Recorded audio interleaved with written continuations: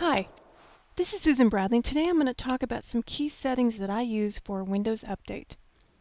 This is the local group policy editor, and I'm just showing you this to you because it's a little bit easier to see the settings this way.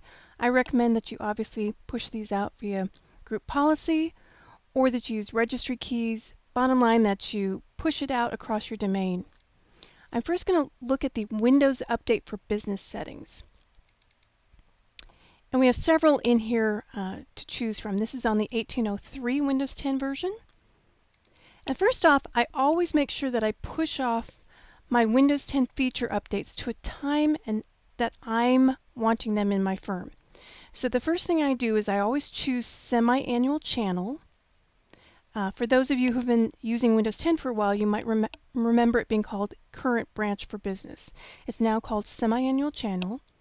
And I defer it to a time in the future, and keep in mind that this setting here, I'm not really expecting Windows Update to do the processing for me. I choose 360 days just because it's a point in time way out in the future.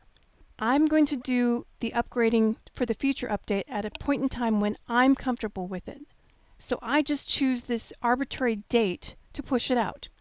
Later on, when I'm ready for the next feature update, I'll make a change to this setting. But right now I push it out way out into the future so I don't have to have an unexpected install. I also recommend, now this is something that you need to sit down in your environment and decide what you're going to set. There's quality updates. Quality updates are like security updates. You may want to choose this to defer your quality updates for a number of days. In future versions of Windows 10 Home, in fact, they're allowing you to push it off for at least 7 days. You can even pause the quality updates, pause those security updates. So you put a date and time that you want to pause it, and then from that point in time, the security updates are paused.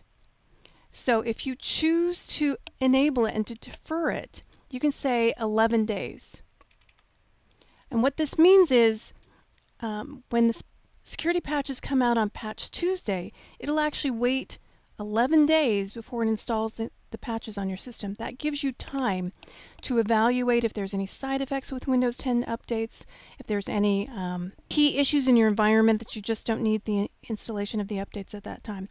Now, I'm not recommending that you ever not install updates. Please be clear on that. My goal is to pick a time when it's appropriate for your environment to install those. Usually it's not appropriate on the day the patches come out unless you have some key critical element.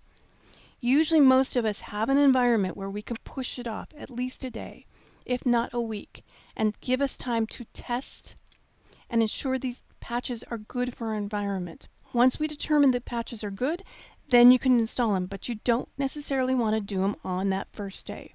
So let's keep going, and I'll show you some of the other items that I change inside the Windows Update setting. There's some key ones over here that I actually disable, and I'll show you what I mean. So first off, I choose an auto restart window.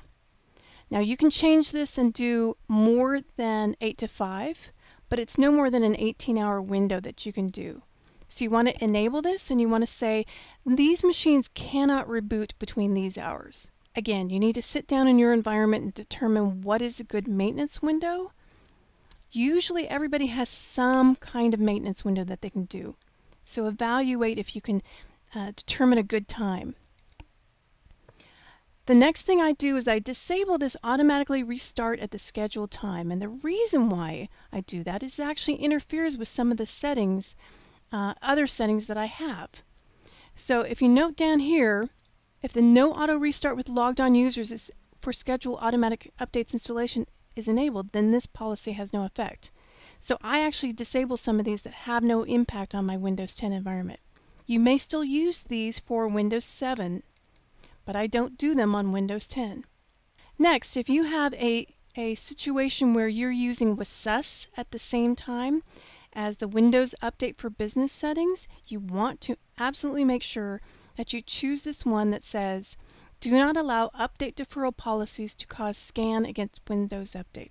If you don't have this enabled, what happens is I'm going to call it WSUS and Windows Update for Business policies kind of fight each other. They fight to see who's going to win.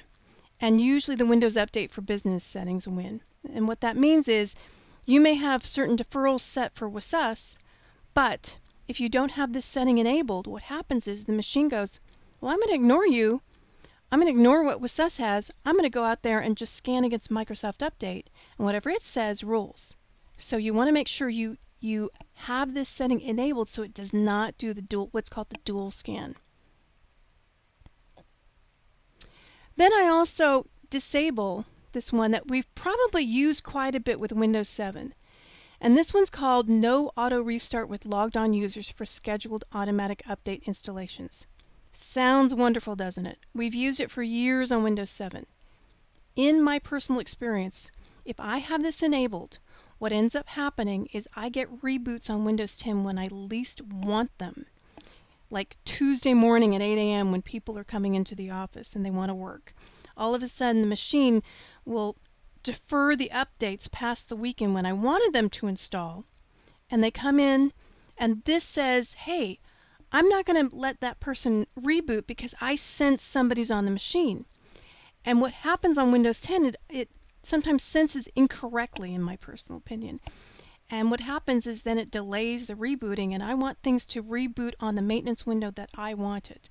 So I always make sure that I choose this No Auto Restart with Logged On Users, and I set it to Disabled. There's more in the article about these settings, but that's a good overview and a visual overview of some of the key ones that I use for Windows 10.